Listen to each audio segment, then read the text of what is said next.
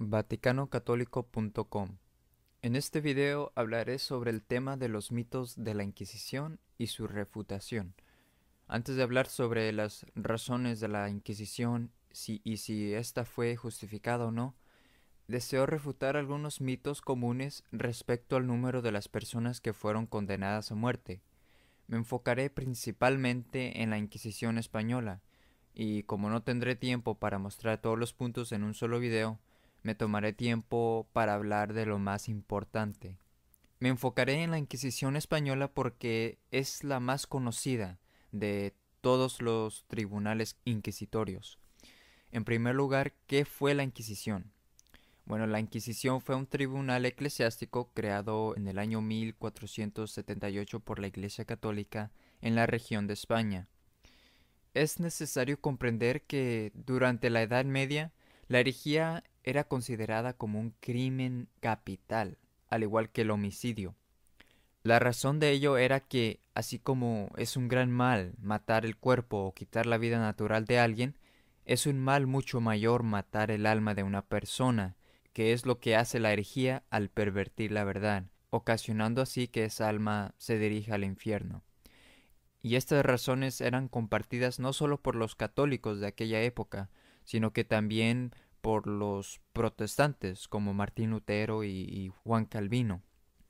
Lutero clamó abiertamente por la muerte de los cardenales y del Papa. Juan Calvino también condenó a muerte a personas. Un caso bien sabido es que Juan Calvino condenó a Miguel Servet por haber negado la Trinidad, y antes que Servet estuviera bajo su gobierno, Calvino ni siquiera le advirtió, sino que dijo que, comilla, si él se me acerca, con mi autoridad no permitiré que se escape vivo. Por lo tanto, en la Edad Media, la herejía era considerada una cosa muy grave, y de hecho podemos ver cómo estas razones tienen sus raíces en lo que Dios decretó en el Antiguo Testamento para ciertos pecados y cuando se violaban sus leyes. En esos casos, Él decretó la pena de muerte. Y las personas en todas partes eran condenadas por el crimen capital de lo que ellos consideraban era herejía. Y muchos católicos, innumerables católicos, fueron asesinados en los países protestantes, como en la protestante Inglaterra, en donde muchos católicos fueron condenados a muerte, y también en muchos otros lugares. Antes de que hable sobre ello, de si la Inquisición fue algo justificado, etcétera, quiero refutar los mitos populares sobre la Inquisición. Esto es, ¿cuántas personas fueron realmente condenadas a muerte por la Inquisición? Según la opinión protestante, se dice que fueron millones. Por ejemplo, si miramos rápidamente lo que dicen algunos sitios web protestantes con respecto a esto, leemos cosas como estas. Los inquisidores católicos torturaron, hirieron, quemaron y encarcelaron a millones de personas. Otro sitio web dice que por 1200 años, cientos de miles de fieles católicos atormentaron y mataron a millones de, comillas, herejes. En otro sitio web se dice que la iglesia mató a cientos de miles de judíos y les quitó sus propiedades. De hecho, aquí en el monasterio de la Sagrada Familia, el hermano Pedro Daimen personalmente habló con un protestante quien le dijo que fueron asesinados más de 100 millones de herejes. La verdad es que todas estas cifras son puras mentiras, y para refutarlas me basaré principalmente en un libro que se llama The Spanish Inquisition, a Historical Revision, es decir, la Inquisición Española, una revisión histórica, libro cuyo autor es Henry Kamen, o Henry Kamen. ¿Por qué este libro es valioso para refutar estas mentiras? En primer lugar, porque fue escrito por un judío, publicado en 1997 por la Universidad de Yale. Y en segundo lugar, porque este individuo, Henry Kamen, no solamente es judío, sino que también es considerado por la comunidad de historiadores como un historiador de primera clase.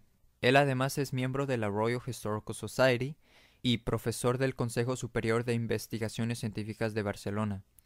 Estudió en la Universidad de Oxford y es un historiador bien conocido.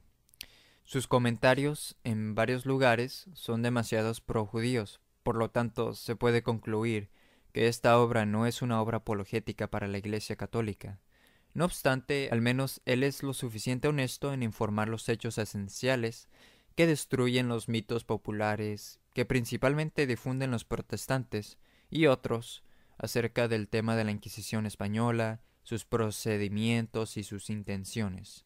Ya luego veremos cuál fue el número real de las personas muertas, pero una cosa más, y comenzaré con esto, es que quiero mencionar que en el famoso libro protestante Woman Rides the Beast, una mujer cabalga sobre la bestia, de Dave Hunt, en la página 79 se argumenta que, cito, en España el número de los condenados excedió los 3 millones, de los cuales 300.000 fueron quemados a la hoguera.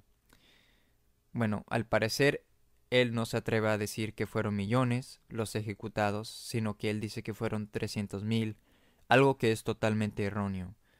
Ahora bien, ¿qué es lo que nos dice Kamen?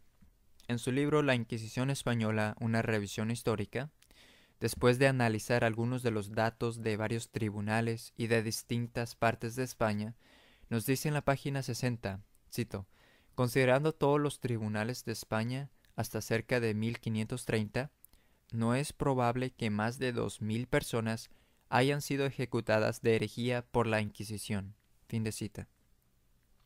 En la página 58, él explica que, comilla, el periodo de persecución más intenso de los conversos fue entre 1480 y 1530. De acuerdo, quiero añadir aquí que este fue el periodo más intensamente activo de la Inquisición, porque hubo algunos periodos donde pasaron décadas en que nadie fue condenado a muerte. Y Kamen cita a varias autoridades distintas.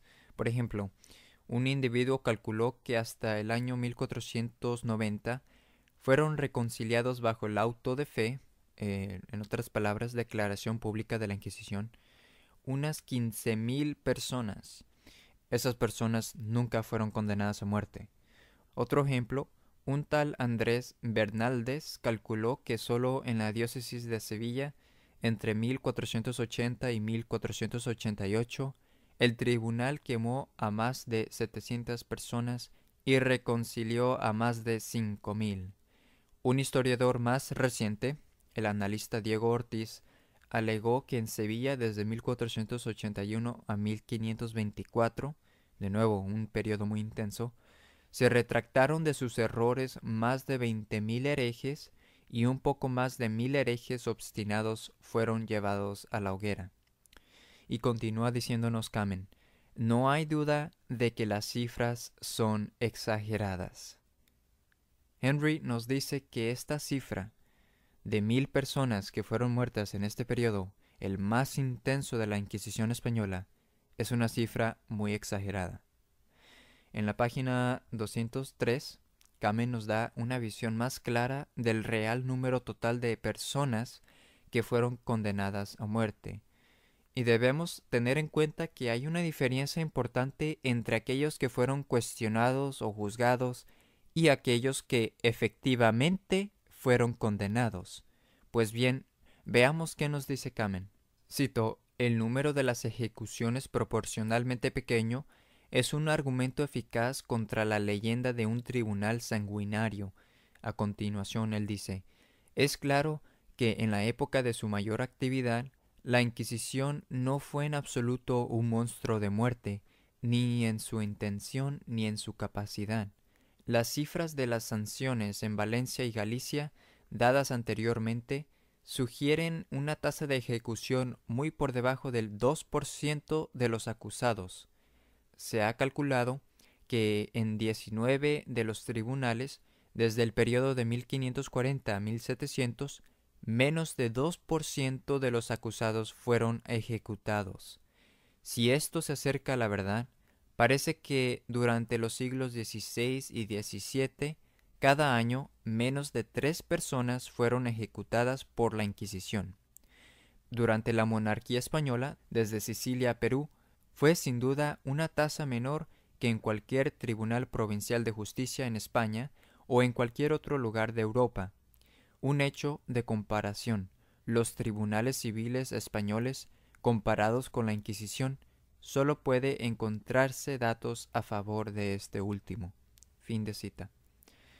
Por lo tanto, lo que nos dice este autor es que si se toma en cuenta todos los años donde hubo una tasa de actividad muy baja, en que cerca de 3 personas fueron muertas al año durante los siglos XVI y XVII, esa es una cosa muy distinta de millones. Y de hecho el total de la población de España cristiana de gran parte de este periodo fue de 6 millones en total. Y debemos señalar que la Inquisición en sí no condenaba a nadie a muerte. Quien lo hacía era la autoridad civil.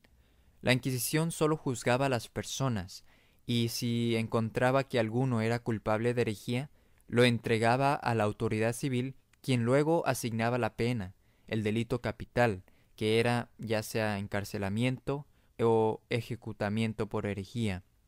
No obstante, mucha gente fue reconciliada.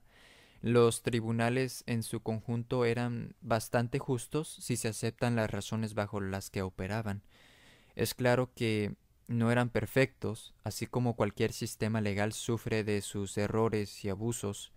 Y además debemos hacer hincapié en que la Inquisición solo tenía jurisdicción o autoridad sobre los cristianos bautizados, puesto que ella únicamente investigaba a las personas que decían ser católicos practicantes, pero que en realidad negaban la fe católica.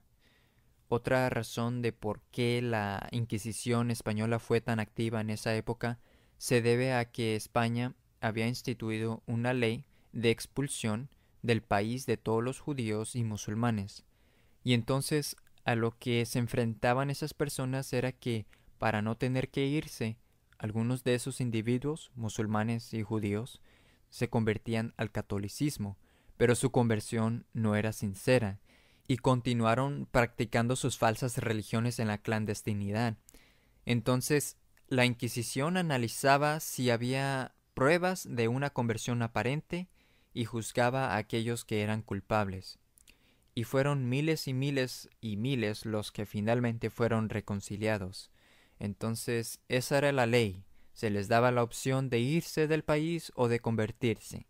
Entonces los que se quedaban y fingían su conversión, no creyendo en la fe, sino que la rechazaban interiormente, en su mayor parte estaban decididos a enfrentar las consecuencias. Tenemos también que entender que durante este periodo España acababa de terminar una guerra de 700 años tratando de expulsar a los musulmanes del país, porque su existencia era un peligro constante para España, por lo que no se trataba apenas de la pureza de la fe, sino también por razones de seguridad de Estado, y así España decidió expulsar a todos los musulmanes. Aquí termino el tema de la destrucción de los mitos de la Inquisición, pero quiero ahora comentar algo sobre el antipapa Benedicto XVI, es decir, acerca de su última visita a la sinagoga en Roma en enero del año pasado, 2010. Por supuesto, es importante recordar que cuando Juan Pablo II lo hizo por primera vez en 1986, eso fue un evento muy relevante. Esas acciones salieron de todo límite, o sea, según toda la doctrina católica, es obvio que eso es contrario a todo lo enseñado por la Iglesia. Eso es un acto de apostasía. Entonces, cuando él así lo hizo, en realidad él se estaba saliendo de los límites. Y eso ahora parece que dejó de ser gran cosa. Esta fue su tercera visita a una sinagoga. La tercera. Todo el que lea el material de Benedicto XVI semana tras semana verá que cada vez que él se reúne con un miembro de una religión diferente, ya sean reuniéndose con protestantes y así sucesivamente, incluso él los elogia. Él les habla de lo mucho que los respeta, de lo mucho que los estima, y sin exhortarlos a la conversión. Eso ocurre tácitamente casi todo el tiempo. Y con esta última visita a la sinagoga es muy interesante por lo que ya hemos discutido en este video sobre la Inquisición y de los varios aspectos interesantes del libro La Inquisición Española, una revisión histórica de Henry Kamen, donde no solo vimos cómo él destruye los mitos populares sobre la Inquisición, sino que además trata de algunos detalles, como por ejemplo, de cómo los inquisidores veían a aquellas personas que quizás estaban manifestando cierto apego al judaísmo. O sea, estamos hablando aquí de dos mundos diferentes. Obviamente las sinagogas fueron abolidas en España, especialmente después que fueron expulsados los judíos del país, pero otras personas eran llevadas ante la Inquisición y juzgadas de si había alguna evidencia de que quizás observaban el sábado judío, o si había otra evidencia de que se estaban judaizando en cierta manera. Judaizando me refiero a promover el judaísmo. En eso consistió gran parte de la actividad en la que se involucró la Inquisición, y pienso que es de gran valor comentar sobre esto, porque si se ponen a pensar en ello, y luego se piensa en Benedicto XVI que visita una sinagoga mientras dice ser un papa católico, cuando se piensa en esa época de la Inquisición donde se acorralaba a aquellas personas por manifestar cualquier apego o apoyo al judaísmo, me pregunto, ¿qué creen que pensarían ellos de Benedicto XVI? Ellos dirían que este personaje es un anticristo. También otra cosa, en nuestro artículo Las herejías de Juan Pablo II, el hombre que más viajó en la historia y quizás el más herético, hay una sección donde incluimos la increíble conmemoración del antipapa Juan Pablo II del centenario de la sinagoga de Roma, en donde Juan Pablo II envió su mensaje al rabino de Roma elogiando a la sinagoga y jactándose de cómo esa sinagoga desempeñó supuestamente un papel importante para el judaísmo en el continente europeo, y cómo, comillas, el sucesor de Pedro se regocija en ese aniversario número 100 de esta sinagoga. Probablemente esta es una de las herejías más increíbles que he visto de Juan Pablo II. Obviamente que hay muchísimas otras cosas y para ello puede consultar nuestra sección de Juan Pablo II en nuestro sitio web vaticanocatólico.com. Otro punto que deseo citar de este libro, La Inquisición Española, una revisión histórica, sirve para ver qué tan mal fue el acto de Benedicto XVI de ir a la sinagoga. El libro relata que el 12 de febrero de 1486 se realizó un evento en donde 700 judaizantes, judíos que fingían su conversión a la fe católica y que continuaban practicando el judaísmo en privado, fueron investigados por la Inquisición española y fueron reconciliados por la Iglesia. Básicamente, ellos se arrepintieron por haber judaizado. Y parte de la ceremonia en donde eran perdonados, ellos prometían no volver a cometer aquello otra vez. En esa ocasión los reunían en esta gran ceremonia formal y en voz alta se les preguntaba, ¿se encuentra fulano? Luego el penitente levantaba su vela y respondía que sí. Y allí en público se leían todas las cosas en que fulano judaizó. Lo mismo se hizo con las mujeres. Una vez que se terminaba, se les asignaba públicamente una penitencia que consistía en ir en procesión por 6 viernes, disciplinando sus cuerpos con flagelos de cuerda doblados, a espalda abierta, descalzos y con la cabeza descubierta, y también tenían que ayunar durante esos 6 viernes. Así podemos ver con cuánta seriedad se lo tomaban cuando alguien mostraba algún tipo de aprobación del judaísmo, o cualquier otra falsa religión como el Islam, etc. Pero volviendo a Benedicto XVI, vemos que él es el judaizante al máximo. Esta fue su tercera visita a la sinagoga. O sea, este personaje está rompiendo el récord. Y lo que da miedo con respecto a esto es que a la mayoría de las personas eso no les importa. Ahora ello es aceptado.